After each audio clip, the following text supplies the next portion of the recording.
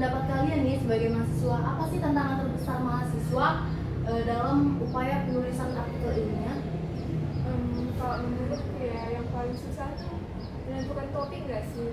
Karena kalau misalnya kita mau nulis karya ilmiah itu kan kita harus tahu apa yang mau kita tulis dulu.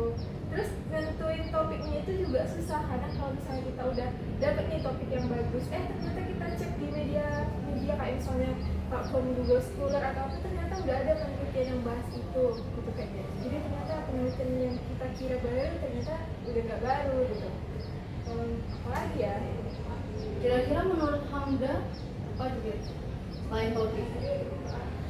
Sebenarnya juga kita tuh harus kayak memiliki minat dan keahlian juga kan dalam menulis artikel ilmiah ini. Jadi karena kita sebagai mahasiswa ini, dimana pasti kita juga mempunyai tugas yang bersangkutan dengan penulisan dari karya ilmiah itu. Jadi dari itu semua, alangkah baiknya kita tuh harus memiliki minat serta keahlian khusus dalam menulis artikel ilmiah agar artikel yang kita tulis itu tidak bersalahan dalam artian makna dari setiap katanya. Ini juga susah nggak sih kalau misalnya kita belum ngerti? Iya. Berarti kita ini sebagai mahasiswa harus memahami dulu bagaimana format penulisan artikel ilmiah. Iya. Setidaknya dasarnya dulu. Iya, dulu ya. Baru kayak kita menentukan topik.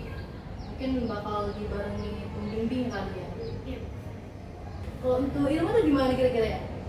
Kalau menurut aku sendiri kan kita kayak sebagai mahasiswa yang benar-benar jadwalnya itu full kan. Jadi kayak kita mau menciptain atau memproduksi artikel ilmiah itu pasti kita butuh waktu ya, namanya kan waktu. Kita kan kadang kalau ada mata kuliah pasti mulai pagi, ada juga tugas, ada ngapal pretest, kayak kita lagi praktikum, cari bahan lah atau apa segala kan kita butuh waktu nih.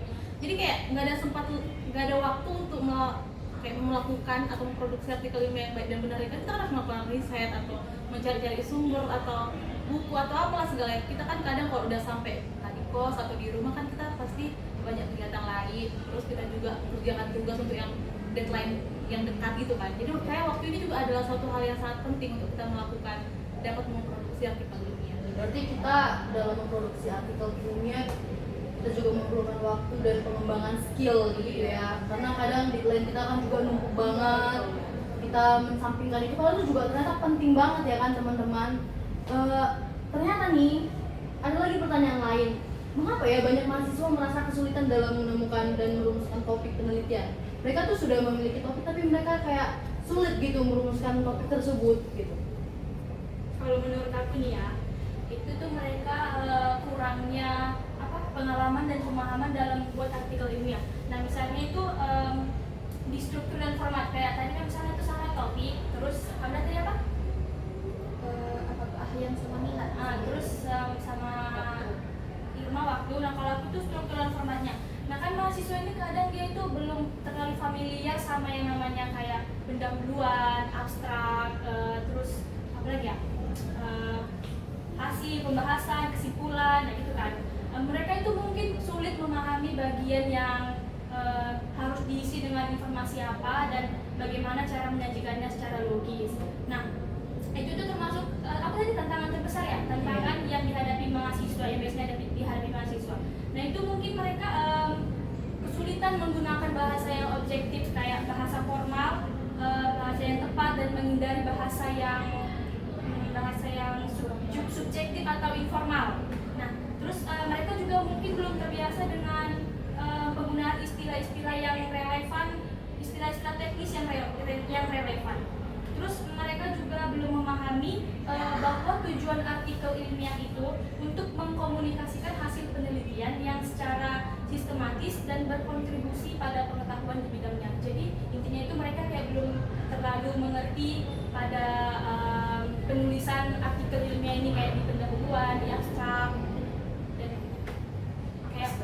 kayak struktur dan format itu lah itu. Apalagi tuh di bagian metode, biasanya tuh mahasiswa sering bingung di bagian itu kan, karena bingung nih kita mau penelitian yang kualitatif lah atau kuantitatif, atau kalau misalnya kita mau sebagai questionnaire atau segala macam hanya sebatas yang wawancara doang, itu kadang kita bingung mau nentuin yang mana, karena kita juga belum paham betul arah penelitian kita ini kemana. Terus juga kan kadang kayak dari sumber literatur gitu, kadang kurang memadai kan. Ibarat kayak kita punya penelitian judulnya ini, sedangkan yang mau kita cari di literatur itu kurang memadai. Jadi Cara teorinya itu iya, sulit gitu ya.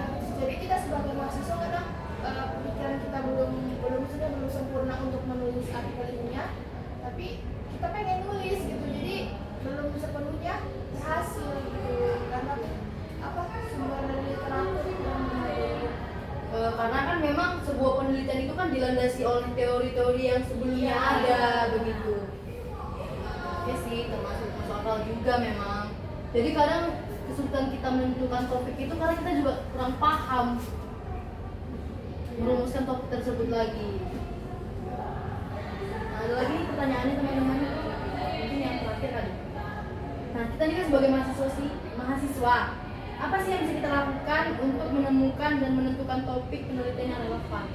Menurut teman-teman tuh, kita sebagai mahasiswa kita akan menerbitkan artikel ilmiah dalam penentuan topik ini, bagaimana dia yang relevan?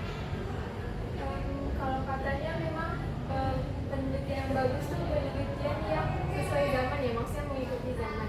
Tapi terkadang kalau misalnya untuk kita pribadi nih yang anak muda mungkin ya, untuk menentukan topik kita mungkin bisa nengok kondisi lingkungan atau pasar penelitian.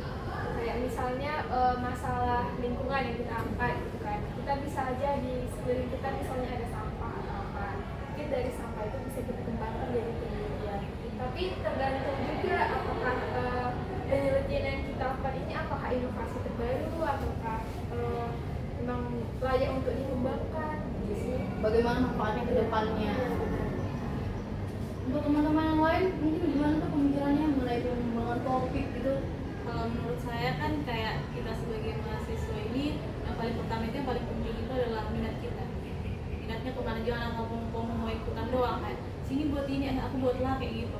Setidaknya kita lihat dulu minat kita sanggup nggak, kita mampu nggak mengangkat topik itu. Kita pahami Ya, topiknya. dan juga kalau kita biar makin ngerti apa kita juga bisa kayak konsultasi ke dosen gitu atau ke dosen pembimbing atau dosen yang mana dosen apalah yang mau kita cari topiknya, kayak minta usulan gitu yang mana yang baiknya atau apa yang harus kita lakukan begitu.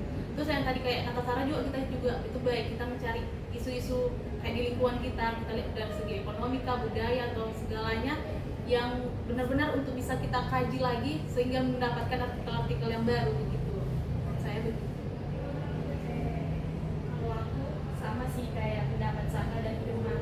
Terus kita juga bisa berkonsultasi dengan dosen pembimbing sih, lebih tepatnya dengan dosen pembimbing. Karena kan kita juga butuh saran, butuh masukan dari dosen kita, jadi kita bisa Bertukar pikiran gitu ya. pikiran Kita sama referensi. gitu. Pasti lebih baik pengalaman lah ya. Iya. Iya, kepada mentor-mentor yang lebih berpengalaman. Ibaratnya kayak meneruskan gitu ya, kayak dari isu yang mau kita keluarkan gitu. Karena kan kita mencari masalah dan menyelesaikan masalah tersebut. Masuk akal sih. Berarti dalam menentukan topik kita ini harus pertama tuh kita harus pahami dulu apa itu topik kita, materi kita. Kita juga harus memiliki keniatan seperti yang kata Irma dan juga kata Tessa juga kan. Kita harus sering-sering berkomunikasi dengan mentor atau dosen karena kita seorang mahasiswa, karena kita bagian dari mahasiswa, kita juga dapat kesempatan dibimbing oleh para dosen. Masuk akal sih. Oke, terima kasih ya teman-teman untuk responnya. Kita bertukar pikiran. Sekian dari materi-materi yang kami jabarkan mengenai pendapat kami, kesulitan mahasiswa dalam pengembangan artikel ilmiah atau publikasi artikel ilmiah. See you.